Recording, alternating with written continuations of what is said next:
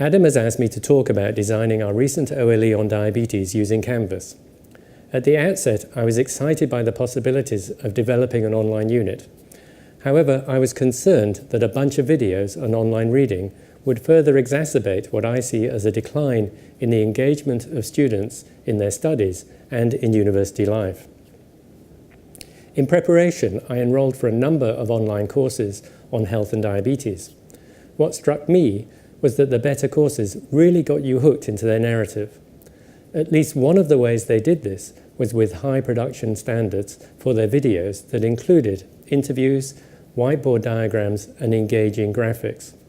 So my starting point was to get a professional videographer, Nat Fay of One Ski Digital, to do all the work of filming and editing. I decided at an early stage to split the OLE into modules, and to help engagement, I decided to have compulsory activities, even for the not-for-credit students throughout the modules.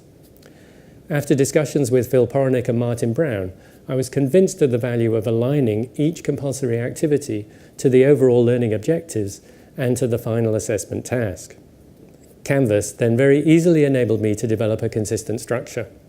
I say easily, but what I mean is that it was easy with the help of the Education Innovation team, particularly for me, the help of Becky Denham. Each module consists of 3 to 4 pages, with each page addressing a specific topic. In my case, Module 1 has a page on the history of diabetes, a page on glucose regulation, and a page on current treatments. Each page is initiated by a short video, some of which, as you can see here, allow student comments to be posted as a mechanism to promote engagement. After the video, there are what I have termed essential activities, basically curated material from the internet that are core to the OLE. Each page has a compulsory task, in this case drawing a timeline for the development of our understanding of diabetes. The students have to submit a drawing or diagram, and I have to say that the standard of some of the work is exceptional. A slight twist to this is that Becky set it up so that the students could only view each other's work after they had submitted their own work.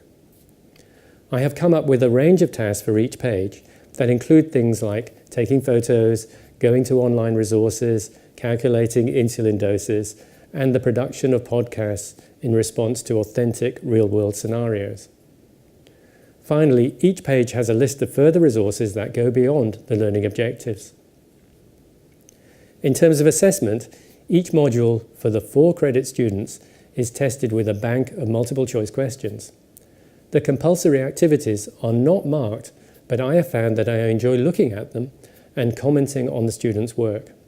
And of course, they can comment on each other's work.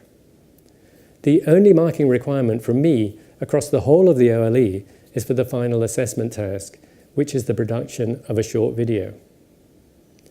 As a result of this focus on engagement, I think there is actually a stronger link between me and the students than there is with normal units. For our normal units with enrollments of hundreds of students, I might be able to speak to a few students after a lecture. But they are asking questions about the lecture, and I don't see any of their own work. Now, with this OLE, I communicate individually with all the students and can informally comment on their work in a way that is new. Overall, it has been a lot of fun making this OLE and very rewarding seeing the students' work.